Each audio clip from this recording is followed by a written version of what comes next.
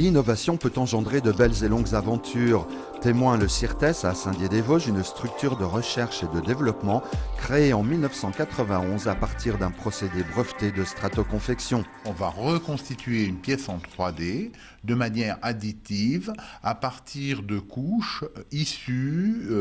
d'une plaque, d'un matériau qui peut être de bois, de polymère ou même de métaux. La volonté initiale est bien là en effet, industrialiser ce procédé de prototypage rapide permettant de créer des pièces, des outillages aux caractéristiques mécaniques performantes.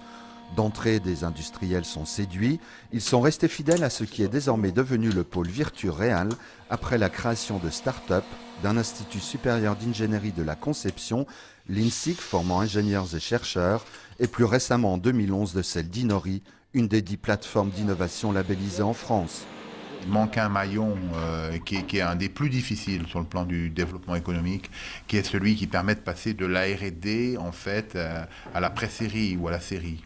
Et pour cela, donc, notre idée a été de créer une plateforme d'innovation dont l'objet est d'utiliser des pilotes d'essais industriels pour qualifier, donc du coup on est parti du virtuel pour qualifier la pré-série de pièces.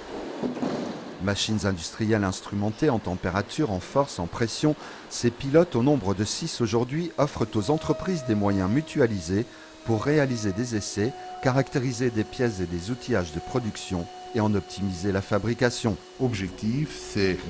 mettre au point la fabrication d'un produit de la meilleure qualité possible dans le temps le plus court possible.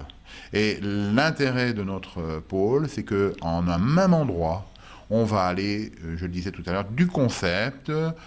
au prototype, à l'outillage et à la pré-série. Et ça, pour les industriels, en toute confidentialité, c'est un atout majeur et je pense que c'est le futur de notre pôle Virturéal à Saint-Dié-des-Vosges. Regrouper dans ce même endroit toutes ces compétences. Les résultats sont d'ores et déjà probants, témoins entre autres les délivrances du brevet Chine, États-Unis et Canada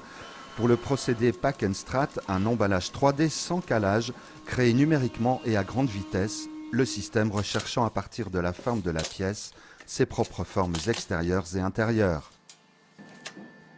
Jusque-là, la chaîne numérique, finalement, s'est intéressée à développer le produit dans la meilleure qualité, le plus vite possible, mais négligeait souvent la partie logistique et malheureusement, des produits à valeur ajoutée en petite série, dans le domaine de l'art, dans le domaine peut-être du médical, mais l'armement, l'aéro, beaucoup, ne voyageaient pas forcément bien et en plus ne donnaient pas à l'arrivée forcément la bonne image de qualité du produit.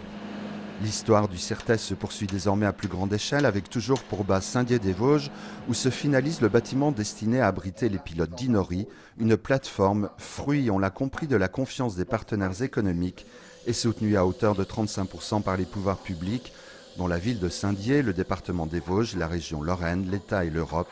tous apparemment sensibles à la certitude vivante de Claude Barlier.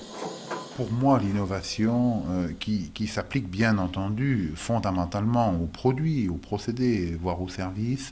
c'est d'abord un état d'esprit. Il se combine ici à un véritable esprit d'équipe, à la fois dans un territoire, un parti pris de transmission et de formation, et au recours tout aussi innovant aux outils de la chaîne numérique.